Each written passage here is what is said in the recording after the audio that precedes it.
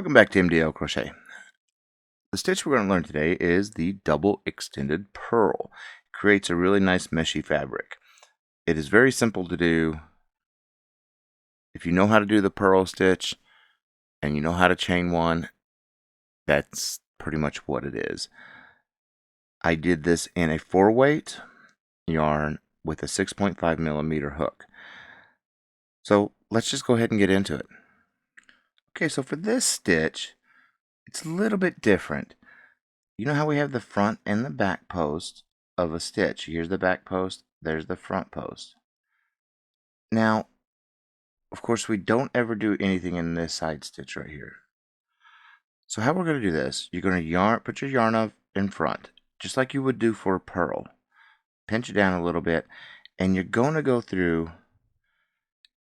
this gap, and you're going to pull up both of these front and back posts, and then you're going to come out the other side of the gap.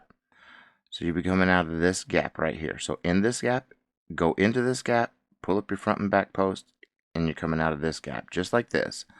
So we're going to yarn over, go into that gap, and pull up those front and back posts like we just did. Drop your yarn like you would for a purl, yarn over, pull it up. Now we're not done just yet. This is how we make it extended. You chain one. So yarn in front of, go through the gap, pull it up your front and your back post, drop your yarn, yarn over, pull that loop up, chain one. Yarn in front of, go into the gap, pulling up your front and back post, drop your yarn, yarn over, pull up your loop, and then you chain one. This is the extended double purl. This is the double extended purl. So one more, just go in front, put your yarn in front of your needle, go into the gap as you would for a full stitch, angle yourself so you're getting both of those bars, and then coming out the other side. Drop your yarn, yarn over, pull your yarn through, and then just chain one. And that is the stitch. It's very simple, it's very easy. However, it adds a good amount of texture, and you have to do the chain one after you pull up. So let's continue doing this. So put your yarn in front of, go into the gap,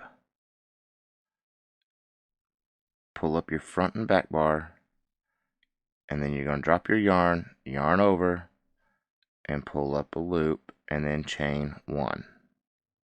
So yarn over, go through the gap, pulling up both bars,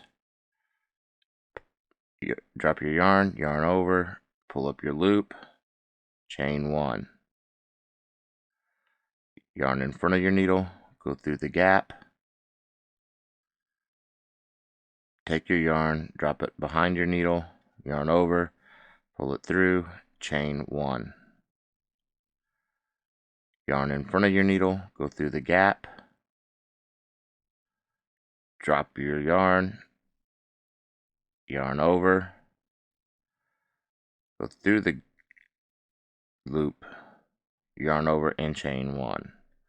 Yarn in front of your needle, go through the gap, pulling up both front and back posts, drop your yarn, go behind your needle,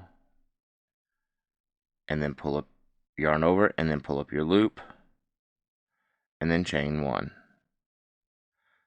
Yarn in front of your needle, go through the gaps, pulling up front and back post, drop your yarn, yarn over, pull up your loop, chain one.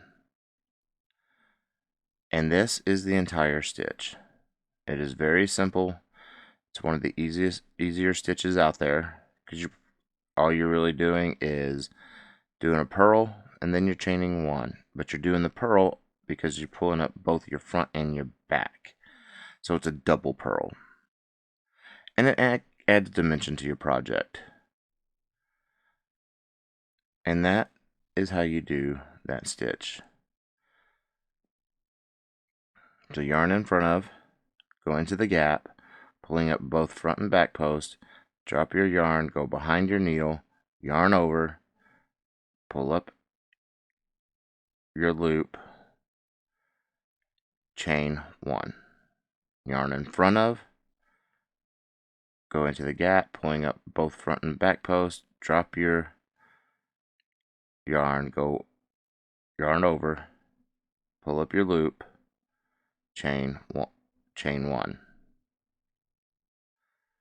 Yarn in front of your needle, go into the gap, pull up front and back loop, yarn over, pull up your loop, chain 1. And that is the entire stitch, and it is a standard return pass.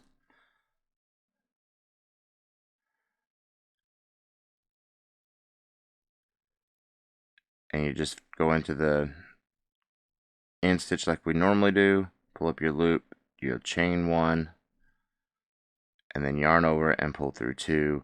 Yarn over and pull through 2 is your return pass, and I'm going to go ahead and finish the return pass and do a few more rows so you can see what this actually looks like in a swatch. And I will see you all here in just a moment. Alright, so to go ahead and close off this stitch, what we're going to do is we're going to do the actual stitch. So go ahead and yarn over, and then pull up the front and back bar, drop your yarn around, yarn over, and pull up your loop. And then when we got the loop up, now we're supposed to do the chain 1, but we're going to go ahead and pull through 2. So again, yarn in front of your needle, pull up both front and back loop, drop your yarn, yarn over, pull through your needle, and now we'll go ahead and yarn over and pull through 2. That is how we're going to close this off. Now I'm going to go ahead and finish it off, and we'll come back and we'll chit chat about the stitch itself. I'll see y'all in just a moment. So we're at the end stitch, and you do the end stitch just like we always have. Just go into our end stitch, pull up your loop, and cast it off. And that is how you close this stitch off. And let's take a look at it. Look at that. That stitch has a lot of give, and it has a lot vertical and a decent amount horizontal, and it actually looks really airy. This is what the back looks like. You can see the ribbing on the back. It's actually kind of cool to do it if you want to do it in reverse, but this would make a nice spring top or whatever. Anything airy that you want that's light. It's nice. I like it a lot. It's a really nice stitch that I've used quite a bit. But if you found this tutorial helpful, it'd be greatly appreciated if you can give me a like and subscribe. And leave me a comment. I will chit chat with you. And as always, folks, keep stitching.